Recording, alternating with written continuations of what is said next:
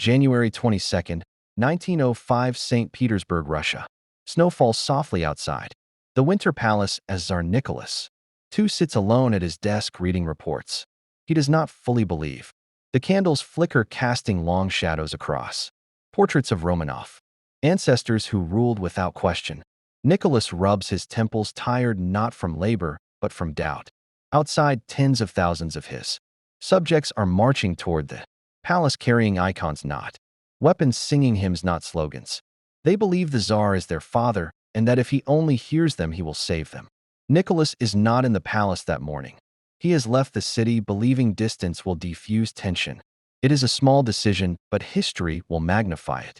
Soldiers line the square, nervous, young men gripping rifles as the crowd approaches. Closer, closer.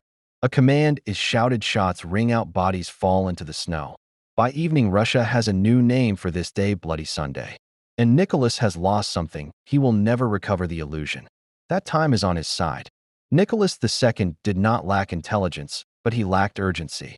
Raised to believe in divine right, he believed Russia could change slowly, carefully, without breaking the sacred bond between ruler and ruled. Yet the world around him was accelerating: factories expanded, workers crowded cities, ideas crossed borders faster than armies. While Europe modernized, Nicholas hesitated, clinging to tradition like an anchor. After 1905, advisors warned him again and again: reform or face collapse. Nicholas answered with half measures: a parliament with no real power, promises without enforcement, delays disguised as caution. Each year, he waited. Resentment hardened into ideology. Revolution stopped being a threat and became a plan. When war came in 1914, Nicholas made the decision that sealed his fate. He took personal command of the Russian army, leaving the capital in the hands of the Tsarina Alexandra and a mystic named Rasputin.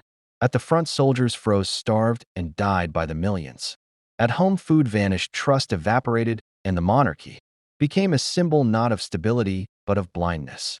By the winter of 1917, Petrograd was starving. Factories shut down, women stood in bread lines that never moved.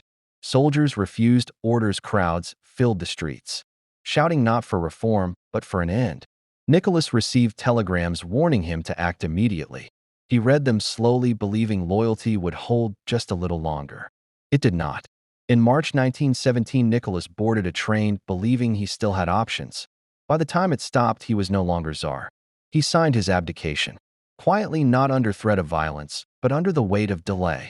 Power slipped from his hands, not because he was cruel, but because he waited for the right moment that never came. Nicholas II waited because he believed time was patient. History proved otherwise.